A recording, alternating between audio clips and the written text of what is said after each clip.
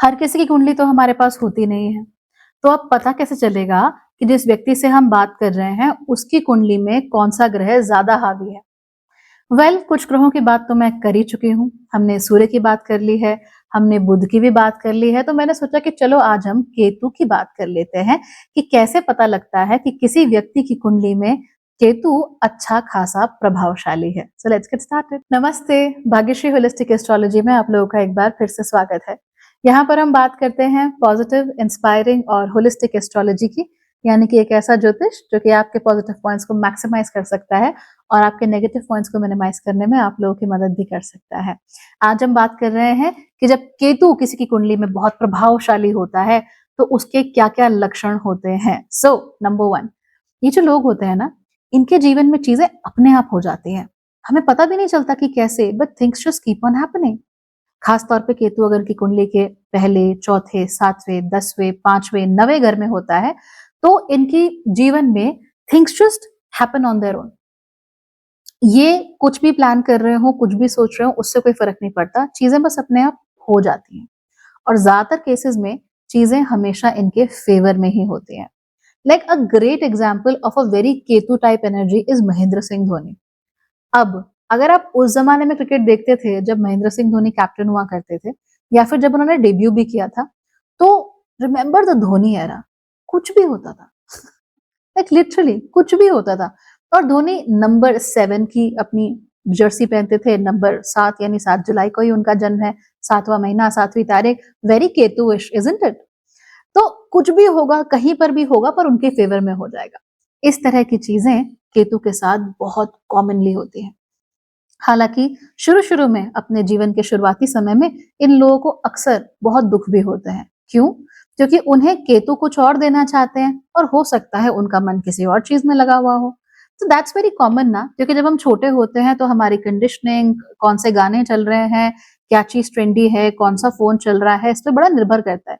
क्योंकि एक जमाने में तो ब्लैकबेरी वॉज द रेज, फिर आईफोन इज द रेज, अब जाने क्या रेज हो गया।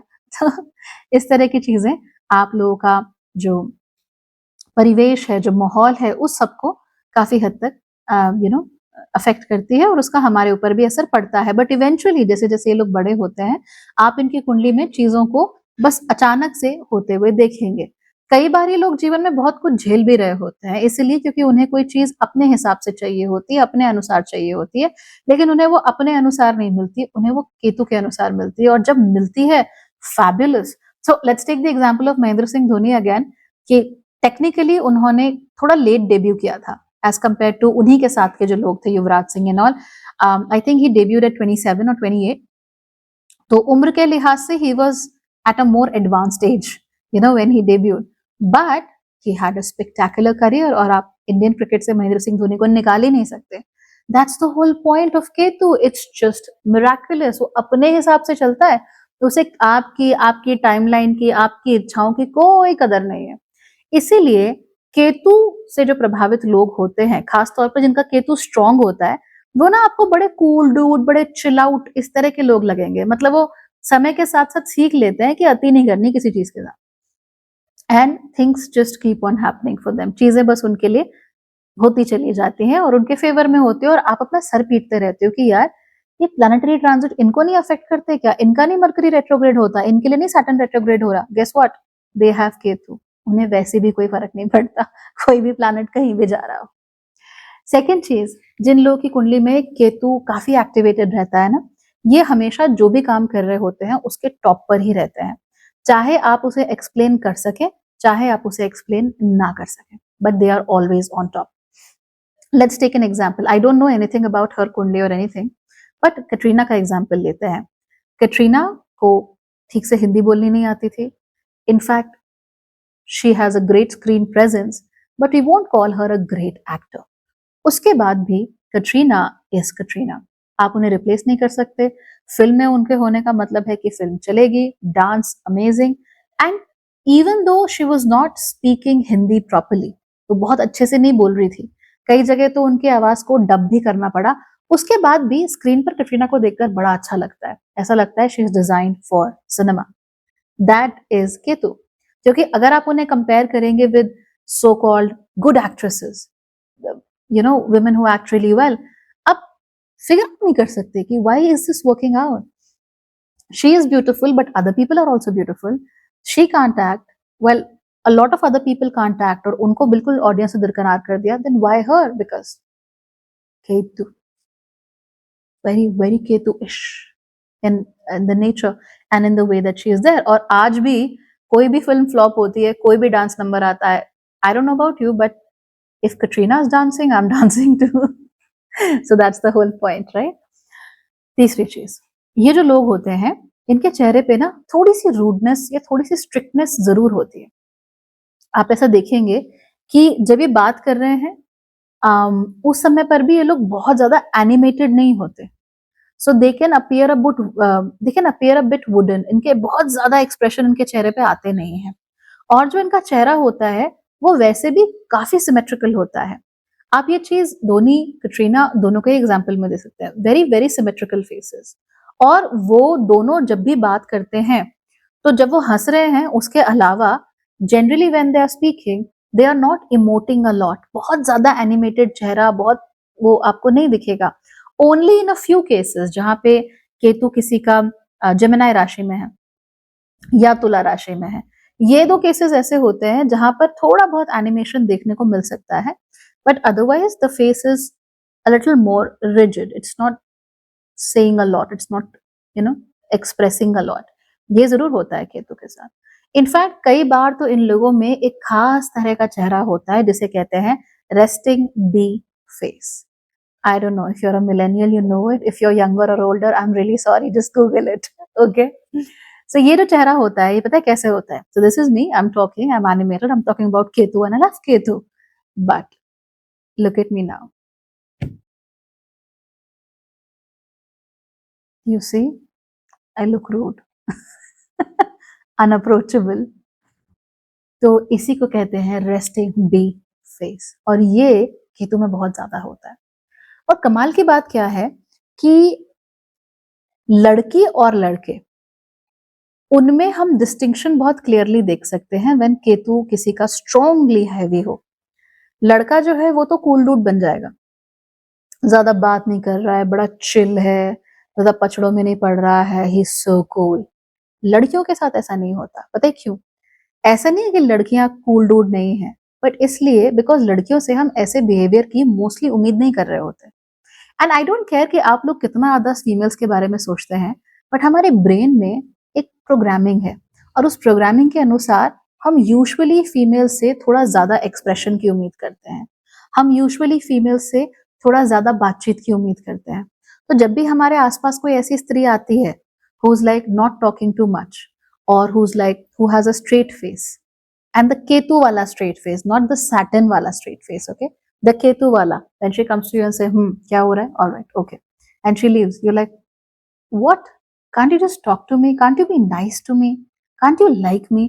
और ऐसा नहीं कि केवल लड़के ऐसा करते हैं लड़कियों के साथ जिनका केतु थोड़ा ज्यादा स्ट्रांग होता है. लड़कियां भी करती हैं, because women love to connect a little more, right? Women are a little more aware of their situations and their environments. तो इसीलिए जो लड़कियां होती हैं उनको थोड़ा सा ऑड लगता है. एंड रिमेंबर, ऐसा नहीं कि उन्हें कोई फर्क भी पड़ रहा हो. They simply don't care. So if you are in their vicinity, अगर आप इनके मित्र हैं, तो उस मित्रता में भी एक थोड़ा सा डिस्टेंस रहता है. Like they are there with you, but they are not very pally with you, right? बहुत ज्यादा दांत काटी रोटी वाली दोस्ती नहीं होती है. और अगर वो आपसे दूर भी है तो भी they are like, okay, fine, they can be professional, they can do their jobs, and they can go back home without ever making a friend out of anybody. तो ऐसी चीजें जिनका केतु हावी होता है उनमें जरूर देखने को मिलता है. और चेहरे पे एक अलग सी स्ट्रिक्टनेस, एक अलग सी रूडनेस थोड़ी सी होती है.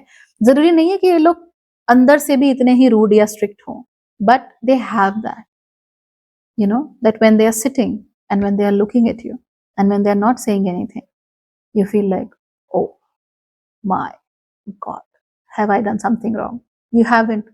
They are not thinking that, but just ऐसा फील होता है उनको देख. Additionally, जिन लोगों की कुंडली में केतु ज्यादा स्ट्रांगली काम कर रहा होता है, ऐसे लोगों को किसी को खुद को प्रूव करने की जरूरत नहीं महसूस होती. उनको ऐसा नहीं लगता that I have to work extra hard to show this person कि मैं कौन हूं. ऐसे लोगों में आपको बहुत स्ट्रॉन्ग ईगो देखने को नहीं मिलेगा। तो जिसको हम सामान्य रूप से ईगो कहते हैं ना, कि भाई लग गई तेरे भाई को तो ये वाली बात, या अब दिखाता हूँ इसको, या बाद में बताता हूँ, इस तरह की चीजें इनके अंदर होती नहीं है। They are not really about showing anybody anything, proving anything, getting any sort of validation. They don't care. ऐसे में बहुत सारे लोग आप देखेंगे जो कि समाज से कई बार थोड़ा कटे कटे से रहते हैं, क्योंकि वैलिडेट नहीं करना। मैं अच्छी हूँ, ठीक है, मुझे आपका वैलिडेशन थोड़ा ना चाहिए। आपको करो, आपको जो करना है, आपको जितना उछलना है उछलो, आपको जिसके साथ compete करना है करो, मुझे कोई फर्क नहीं पड़ता इन चीजों से। जो है सो है। एंड इवेंचुअली ये जो लोग हैं, ये they are proven right, because they know what's going to happen. कई बार इनका इंट्यूटिव टेंडेंसीज भी बहुत स्ट्रांग होती है, और अपने इसी इंट्यूशन के कारण फिर ये लोग ज्यादा रैट रेस में या इन पे पसंद नहीं करते। और यही इनका अलग सा चार्म भी होता है। That is what makes them very charming and attractive, because if you have a good Ketu, even though you are not traditionally attractive. अब ट्रेडिशनली अट्रैक्टिव हम किसे कहेंगे? माधुरी, राइट? ट्रेडिशनली अट्रैक्टिव हम कहेंगे I don't know, in cricketers. Rahul Dravid, I think, is good looking. Tiger Patodi was good looking. We had a lot of good looking people in cricket as well. Ajay Jadeja was very popular. So they're like traditionally a little more attractive. Dhoni doesn't fall into that category. Katrina is beautiful, but the Indian standard of beauty है, it's more inclined towards a Madhuri or a Sridevi. वहां पे वो इतनी आसानी से fit नहीं होती हैं। उसके बाद भी there is something in the face that is so attractive, very attractive. You just look at it and you can't take your eyes off. You know what? I first saw a picture of Katrina, and I'm not a simp, just telling you. मैंने कटरीना की picture देखी थी way before she did her first movie, and I think she went to meet Salman Khan at that time, and she was wearing a white suit, बाल खुले थे, no makeup, and I just can't forget that. She was so beautiful. I don't know why I remember it. I was very young. She was not an actress yet. I just looked at it and I'm like, that's a beautiful woman. तो ये बात होती है इनके अंदर कि हो सकता है चेहरा थोड़ा वुडन सा हो, बहुत ज्यादा इमोट नहीं कर रहे हो, कई बार वो हमारे ट्रेडिशनल ब्यूटी स्टैंडर्ड्स में भी नहीं फिट होते हो, but there is something about them, their face, that is so attractive कि आप अपनी आंखों को उनसे दूर कर ही नहीं सकते। और एक बार अगर आप उन्हें देख लोगे तो आपके दिमाग में बस भी जाते हैं। सो दैट्स अनदर थिंग जो केतु के साथ बहुत बहुत प्रोमिनेंटली देखने को मिलता है। नाउ फाइनल थिंग जिसके बारे में ज्यादातर लोग नहीं जानते, अगर किसी की कुंडली में केतु बहुत स्ट्रांग हो तो इन लोगों को गुस्सा भी ज्यादा आता है। लेकिन इनका जो गुस्सा होता है ना, वो अक्सर आई वोंट से कि ये तोड़ फोड़ करने वाले, ड्रामा करने वाले और ड्रामेटिक होते हैं। नहीं, दे आर नॉट ड्रामेटिक। उनका जो गुस्सा होता है ना, वो ऐसा होता है कि आपको जला के राख कर देगा, लिटरली। सो लेट्स अज्यूम कि you are somebody, you are a Rahu or you're a Mercury, and you did something, and I'm a Ketu and I don't like it. Maybe एक दो बार मैं आपको छोड़ दूंगी, I won't say much, but I'm looking at you, I'm watching you. उसके बाद तीसरी बार आपने वो गलती की, इस बार I'll tell you, chapter close. No questions, no demands, nothing. You're out.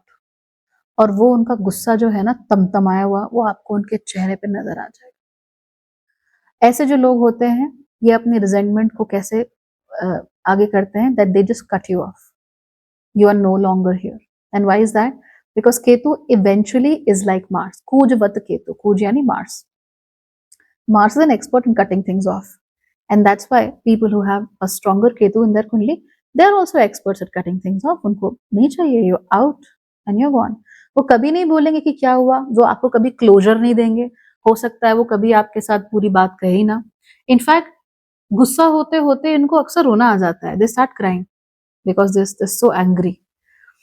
बहुत ही कम होगा ऐसा कि जो लोगों का केतु बड़ा स्ट्रॉन्ग है, ये लोग गुस्से में कुछ बोल दें, लेकिन जब वो बोलेंगे, ओ माय गॉड, जहर, लिटरली जहर। और आप उस जहर के साथ जेन्युइनली एंगेज नहीं करना चाहते, because the more you engage, आपको उतना ही बर्न होगा, और वो ऐसी ऐसी बातें निकाल के लेके आएंगे ना पीछे से, आपको याद भी नहीं होगा, but they will be true. The best thing is Ketu वाले के साथ शांत रहो, they are cool people, they are relax people. भगवान ना करे कि इनके गुस्से के भागी हम लोग बने। सब लोग शांत रहें, खुश रहें, अच्छे से रहें, that's the only thing we are looking for. But next time मैं आपको बताऊंगी कि जब किसी का केतु बिल्कुल ही खराब होता है, गंदा होता है, और बिल्कुल अच्छे से काम नहीं होता किसी की कुंडली में, तो फिर वो व्यक्ति कैसे बिहेव करता है। And then will also talk about Rahu. So stay tune, subscribe to the channel, and of course stay in touch. Thank you for watching, bye.